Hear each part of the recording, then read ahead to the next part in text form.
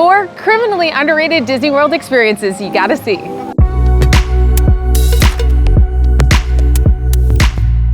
Hey Q Crew, it's Juliet at Juliet and Beyond. Please consider hitting the subscribe button right now. If you do, you're gonna help out the channel a ton. Today, I am spilling the tea on 4 incredibly underrated experiences here at Disney World. It's gonna be 1 in each park. And these are experiences that honestly took me, even as an annual pass holder, even as someone who's been hundreds of times to the park, an embarrassingly long time to discover. I'm gonna shortcut the learnings for you so you can add them for your next to-do list for your visit to Disney World. Let's get into underrated experience number 1.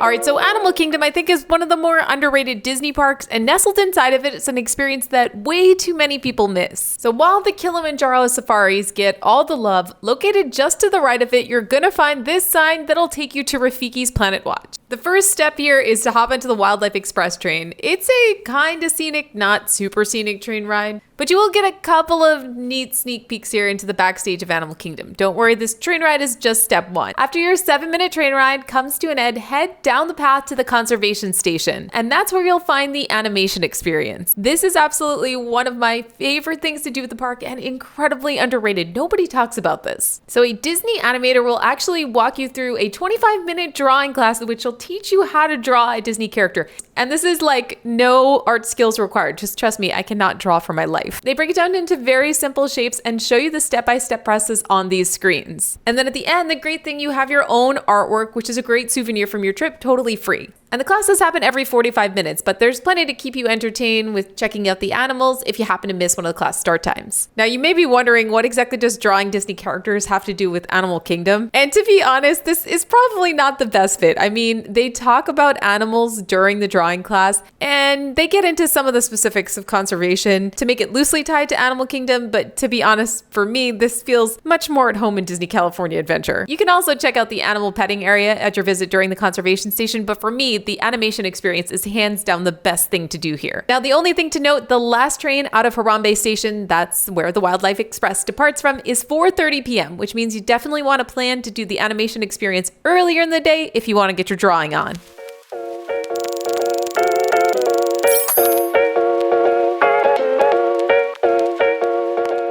Now it's time for us to head over to a little park called Magic Kingdom. Now, I know what you're thinking. This is one of the most visited theme parks in the world. Is it actually possible to find anything to do here that's really underrated? And my answer to that is yes, because the Monsters Laugh Floor exists. This one's located in Tomorrowland, and I'm definitely not gonna call it hidden because let's face it, it's right on a pretty well-trodden track. But this thing constantly has a 0-minute wait time for what is truly one of the most delightful things you can do in Magic Kingdom. And if you're a returning visitor, tell me honestly, how many times have you walked past this thing and never given it a second glance or stepped foot inside? When you step into the loading area, you have your opportunity to text your favorite joke, and it could actually be used in the show. Frankly, I don't believe that this is often or almost ever used, but I think that's a rare opportunity for us folks who are watching this video. Let's go flood the inbox of the Monsters Laugh Floor joke line and have them with a barrage of text messages for the show. I'm gonna send them at least 10 the next time I visit. But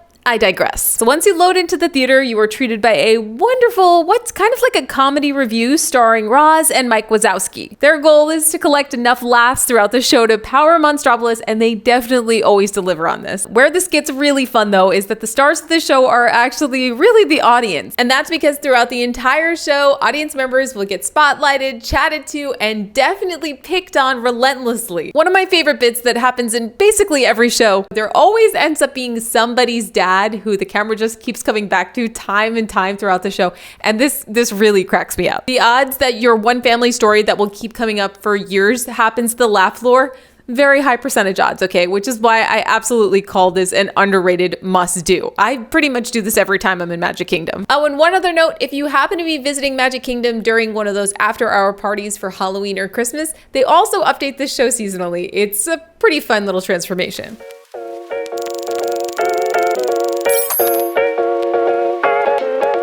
All right, right, next up, let's head over to Hollywood Studios, which is a park that's undergoing a lot of transformation. And my next underrated experience is actually one of the things that's going to be part of that transformation. More on that in a second. After passing through the pearly gates of Hollywood Studios, you're going to set eyes on one of my favorite parts of the park, the Star Wars launch bay. Now, when you first come in to your left, what first just looks like a stroller parking area is actually an entire art gallery dedicated to concept art, movie posters, and murals of the various Star Wars movies throughout the years. These are fun to look at. In particular, this is one of my favorite pieces, but the real main event is inside. Now, what I think draws most people in here is the character meet. So you have the opportunity to meet Chewbacca here, Darth Vader, and then my personal favorite, BB-8, which is almost always a walk-in and is absolutely worth making time for in your day. But what I really love about this space and what I think makes it truly stand out as an underrated Disney experience is the collection of movie memorabilia here. I mean, we're talking about costumes, models, actual movie props that were used in the Star Wars films all being housed right here. This is really the thing that keeps me coming back here time and time again. Getting a chance to examine these lightsabers up close, see Rey's speeder, and eye the details of the dark side. These are all things as a Star Wars fan that really just set my heart fluttering. Now, don't get me wrong, this is not like a full museum or anything like that, but it is definitely worth dedicating at least 15 or 20 minutes to. And the other really fun thing to do in here is to do your own little Star Wars photo shoot. This is particularly fun to do on a day where you've decided to dress up and go all in for Galaxy's Edge. If you don't know what that is, it's called Batu bounding, and it is absolutely a thing that I do quite often. But even if you're not in a thematic outfit, this is still the best place to grab a photo of you holding some blue milk in what looks like the New Hope Cantina. And this is another part of the park that closes a bit earlier, so make sure you stop inside before 6 p.m. for your visit. Now, here's where I have to deliver the sad news that it was just announced that the Star Wars launch bay is closing. So the permanent closure will happen on September 25th, which is making way for some new experiences, which means now is definitely the best time to visit the underrated Disney World experience that is the Star Wars launch bay. But in case you're watching this video after the 25th of September, I didn't want to leave you high and dry. So your bonus lightning round underrated Hollywood Studios experience is definitely to pop into the Tune-In Lounge. This is definitely one of the hidden gem bars of Disney World. The Tune-In Lounge is located right next to the 50s Primetime Cafe with a single door entrance, which is why I think a lot of times it gets overlooked. It's quite cozy, makes you feel like you're inside a 50s living room. And if you get really lucky, you can even score a spot with a TV. For drinks here, you can't go wrong with the Tune-In PBJ cocktail or Dad's Electric Lemonade. The drinks definitely on the sweeter side here, but the AC is always kicking and the vibes are very good at the Tune-In Lounge.